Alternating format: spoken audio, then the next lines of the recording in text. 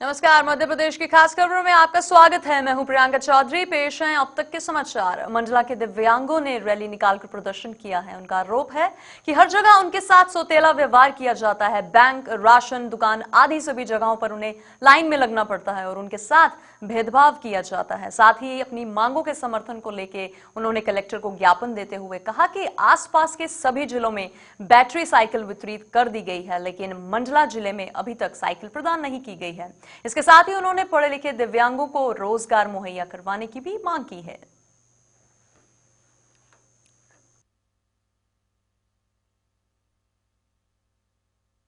Bank में जो हमारे साथ दुर्व्यवहार किया जाता है, बैंक में दुर्व्यवहार ये किया जाता है कि हम लोगों को लाइन में खड़े कर दिया जाता है, जैसे सामान्य लोग खड़े रहते हैं। कोई भी कार्य में हमें देर दवार करते हैं कि भाई विकलांग है, बैठा रहे, वो चाहे दिन भर हो चाहे रात भर हो। बैंकों में होता है, पोस्ट ऑफिस में होता है, टिकट घरों में होता है, बसों में होता है और सोसाइटी में होता है, राशन की दुकानों में, सरकारी राशन की दुकानों में, और मतलब समस्त जगह ऐसा होता है। हमारी समिति में बहुत से लोग ऐसे हैं कि जो पढ़े लिखे हैं लेकिन उन्हें रोजगार नहीं है, बेरोजगार है। यहाँ तक कि कुछ लोग ऐसे हैं डीएड वीएड करे बैठे हैं लेकिन उनके पास रोजगार नहीं है। सामाजिक न्याय जो आपका विभाग बना है, वहाँ से आपको कुछ जानकारियाँ शासन की योजना की नहीं मिल प्राप्त होती सर। सहायक उपकरण तो चाहते हैं कि सहायक उपकरण हम लोग को प्रदान हो ताकि हमारे आने जाने में सुविधा उपलब्ध हो। मनावर विधायक ने एक्शन में आते हुए शासन की योजनाओं को लेकर समीक्षा की बैठक की। बैठक के बाद विधायक ने पत्रकारों से बातचीत करते हुए कहा कि विकास कार्यों को लेकर संबंधित विभाग के अधिकारियों को गुणवत्ता के साथ साथ कार्यों को गति भी प्रदान करने की दिशा निर्देश दिए गए हैं। इसके साथ ही अगर विभाग की ओर से विकास कार्यों में किसी भी प्रकार की लापरवाही बरती जाती है तो उस पर भी कार्रवाई की जाएगी।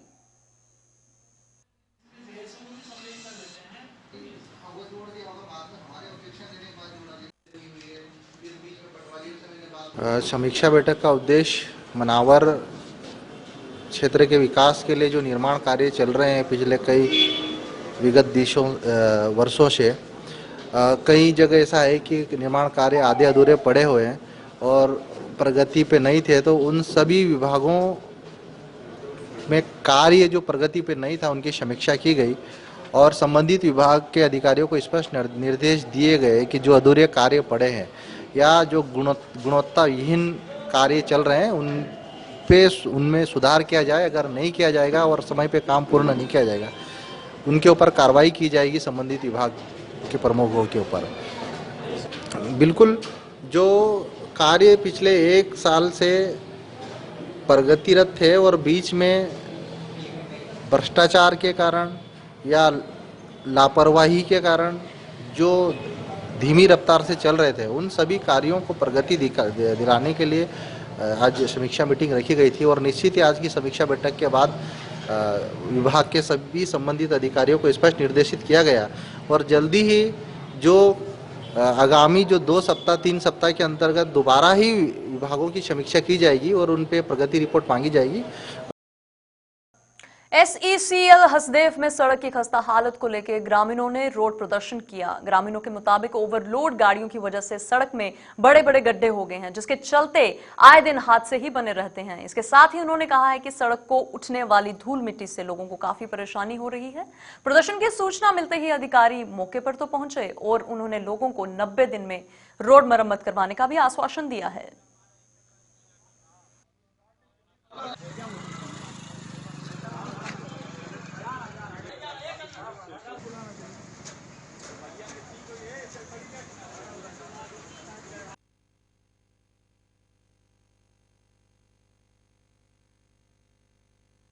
जिला के उपाध्यक्ष हमारे लौकुश जी भी यहाँ पर उपस्थित हुए।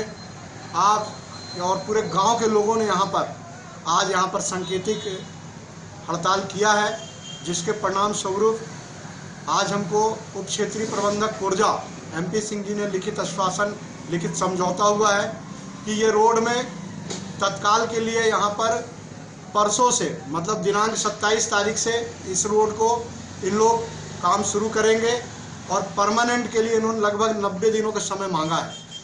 90 दिनों में ये रोड को टायरिंग के लिए उन्होंने आश्वासन दिया है, तो संभवतः हमारा ये काम शुरू हो जाएगा 90 दिन में के लगभग में, और जो यहाँ पे बड़ी बड़ी गाड़ियाँ यहाँ पर जो चलती हैं उसमें तिरपाल की व्यवस्था के लिए उन्होंने आश्वासन दिया है। समझौता ये होगा कि एससीसीएल वालों ने समझौता को आश्वासन दिया है कि आगामी 3 दिवसों में पूरे गड्ढे बना दिए जाए, काम शुरू कर दिया जाएगा और आगामी 90 दिनों के अंदर ये रोड का पूरे तरह से वो सुधार करेंगे। और सर यहाँ जो बिना तिरपाल के चल रहे हैं उस पर भी कोई समझौता हुआ है क्या? हाँ, ट्रैकों में जो रोड करके लाते हैं कोयला, उसके ऊपर तिरपाल वगैरह लगाने की। मध्य प्रदेश सरकार की ओर से प्रदेश के 40% वनों को 30 साल के लिए निजीकरण करने का निर्णय लिया गया है, जो कि जय आदिवासी युवा शक्ति जय संगठन मनावर की ओर से महामहिम राज्यपाल के नाम का ज्ञापन नायब तहसीलदार मनावर को भी सौंपा गया। उन्होंने मांग करते हुए कहा है कि इस आदेश को जल्द से जल्द निरस्त किया जाए। अगर प्रदेश सरकार ऐसा नहीं करती है तो प्रदेश कमेटी के आदेश अनुसार जय संगठन उग्र प्रदर्शन करने को भी मजबूर हो जाएगा।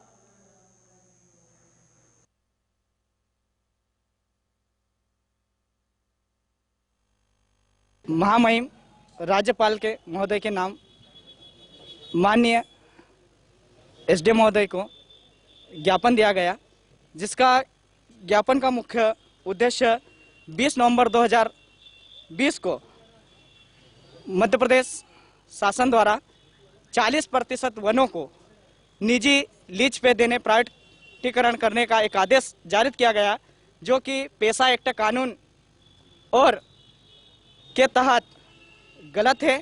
हम इस नियम की ये जो आदेश पारित किया गया है इसकी काफ़ी निंदा करता है जय परिवार जय संगठन, और माननीय राज्यपाल महोदय से आग्रह करता है, अनुरोध करता है कि ये जो 20 नवंबर 2020 को जो आदेश पारित किया गया था वनों के निजीकरण के संबंध में, उसे तत्काल प्रभाव से निरस्त करे और आदिवासी जन जंगल जमीन बचाने हेतु सहयोग पूर्ण प्रदान करे।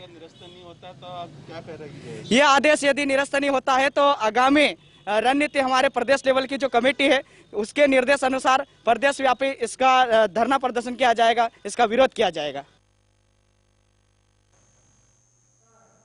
देव उठनी 11 के पर्व पर तुलसी और शालिग्राम अर्थात विष्णु भगवान का विवाह किया जाता है। इसके बाद विवाह जैसी सभी कार्य भी शुरू हो जाते हैं। इस अवसर पर समाज सेवी लीना सुदेश पांडे और पूर्व मंत्री उमा शंकर गुप्ता जी ने 1100 तुलसी के पौधों का मां पाताल भैरवी ग्राउंड कोटरा में वितरण किया, ताकि लोग एकादशी पर तुलसी माता की पूजा कर सकें।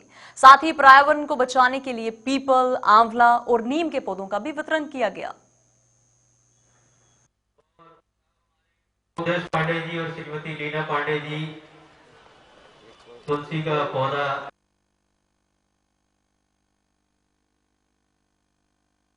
मां पाताल भैरवी समिति भाई सुदेश पांडे, लीना पांडे जी ने आज देवउठनी एकादशी के दिन तुलसी के गमलों का वितरण का कार्यक्रम रखा है। बड़ा भव्य आयोजन है। हमारी हजारों बहनें यहाँ उपस्थित हैं। उन घरों में माँ तुलसी विराजेंगी। आज उनकी पूजा होगी। मैं उनको शुभकामनाएं देता हूँ, बधाई देता हूँ। आज माँ पाताल भैरवी समिति के द्वारा तुलसी के पौधों का वितरण किया जा रहा है और सभी धर्म प्रेमी बंधुओं से अनुरोध है कि आकर इन्हें ग्रहण करें और इन्हीं का आज पूजन करें और माँ का आशीर्वाद प्राप्त करें। पन्ना जिले की पवई नगर परिषद में हुए प्रधानमंत्री आवास घोटाले के दोषियों पर अभी भी कार्रवाई किसी न किसी दबाव के चलते लंबित है। कलेक्टर पन्ना ने 1 माह पूर्व इस घोटाले की जांच के लिए जांच समिति बनाई थी, लेकिन जांच के उपरांत दोषी पाए गए वास्तविक जिम्मेदारों को अभी भी कार्रवाई लचर प्रशासनिक व्यवस्था के कारण अटकी हुई है। इस मामले को लेकर पवई की जनता के नगर परिषद के खिलाफ धरना प्रदर्शन भी किया। एसडीएम एवं सीएम ने लोगों को आश्वासन देते हुए कहा है कि 4 दिवस के अंदर वास्तविक दोषी के विरुद्ध कार्रवाई भी की जाएगी। ये सर पवई नगर की पब्लिक आई हुई है और धरने पे बैठी हुई है और दोषियों पर कार्रवाई चल रही है प्रधानमंत्री आवास घोटाले में। अभी तक क्या प्रोग्रेसिंग है साहब कार्रवाई में? मैंने ये सब आए थे मेरे पास में, जो प्रधानमंत्री आवास में जो दोषी पाए गए हैं उनको मैंने बता दिया है। 2-4 दिन में दोषियों के खिलाफ जो है पटन पुलिस में भेज दिया जाएगा और एफआईआर दर्ज कर दी जाएगी। कितना कोई टाइम है सर, कब तक? 2-4 दिन बता दिया, मैंने आश्वासन दे दिया है। मालथोन में मास्क न लगाने वालों के खिलाफ प्रशासन ने कड़े कदम उठाना शुरू कर दिए हैं। इस कड़ी में तहसीलदार मालथोन ने बाजारों में बिना मास्क घूमने वाले लोगों के विरुद्ध कार्रवाई करते हुए उन्हें जुर्माना भी लगाया है। इसके अलावा प्रशासन द्वारा लोगों को कोरोना के संक्रमण के प्रति भी जागरूक किया जा रहा है।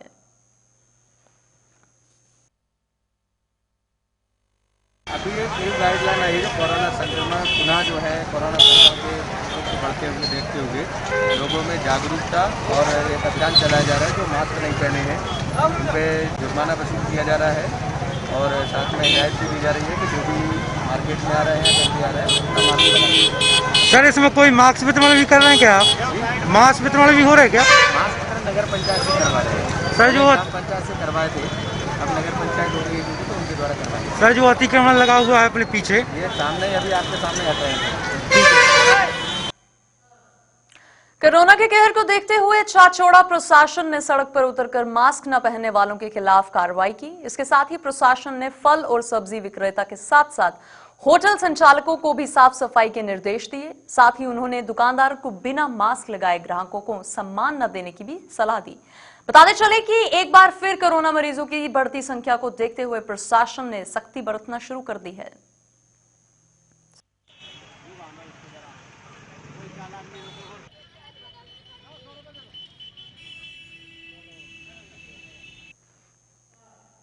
कोरोना महामारी के बढ़ते संक्रमण को ध्यान में रखकर शासन और प्रशासन इस समय सतर्क हैं। लेकिन वही बात करें अगर ग्वालियर जिले के डबरा भितवार की, तो यहां पर प्रशासन कोरोना की गहरी नींद सोया हुआ है। डबरा भितवार अनुभाग में बाजारों में भारी भीड़ उमड़ रही है। तस्वीरों में देखा जा सकता है कि लोग कोरोना से बेखौफ होकर बिना मास्क पहने ही बाजारों में घूम रहे हैं, जिस पर स्थानीय प्रशासन की ओर से कोई लापरवाही नहीं की जा रही है।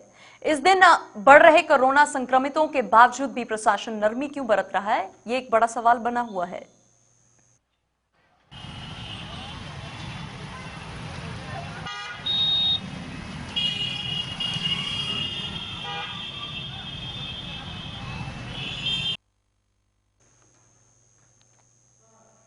सिंगरौली शहर के कांग्रेस अध्यक्ष अरविंद सिंह चंदेल के नेतृत्व में पार्टी कार्यकर्ताओं ने 21 सूत्रीय मांगों को लेकर नगर निगम सिंगरौली कार्यालय के सामने प्रदर्शन किया।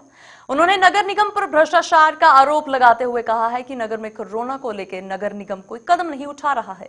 साफ सफाई के नाम पर करोड़ों रुपए खर्च किए जा रहे हैं, लेकिन शहर कांग्रेस अध्यक्ष ने कहा है कि यदि इन समस्याओं का निस्तारण 15 दिन में नहीं हुआ तो कांग्रेस नगर निगम में तालाबंदी करने को मजबूर हो जाएगी। वहीं धरना प्रदर्शन के बाद रीवा कमिश्नर के नाम सिंगरौली नगर निगम कमिश्नर आरपी सिंह को अपनी विभिन्न मांगों को लेकर एक ज्ञापन भी सौंपा गया है। अपात्र लोगों के नाम जोड़े जा रहे हैं। लोगों की जो राशन लगातार राशन मिल रहा था वो राशन के नाम से काटे जा रहे हैं। सस्ते गल्ले की दुकान से उनको राशन नहीं मिल रहा है।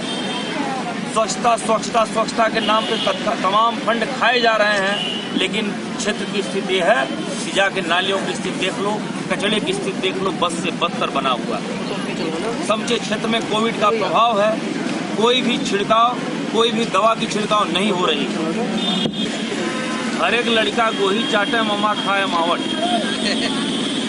जितना भी यहाँ पे फंड आ रहा है, चाहे वो CSR मत का हो चाहे DMF मत का हो, अभी इतना बड़ा निर्णय सरकार ने लिया कि जो यहाँ से DMF का पैसा 100 करोड़ों में जाता था, 500 करोड़ में 350 करोड़ होता था, उस पैसे को काट के इन्होंने सब अपने राज्य सरकार के फंड में ले गए। शिवराज सिंह चुनाव लड़ाने के लिए ले गए। इनका एक ही काम है, चुनाव लड़ो, जोर जोर से झूठ बोलो, खूब झूठ बोलो, बेवकूफ बनाओ, चुनाव जीतो, फिर अगले 5 साल चुनाव की तैयारी करो और जितना का पैसा।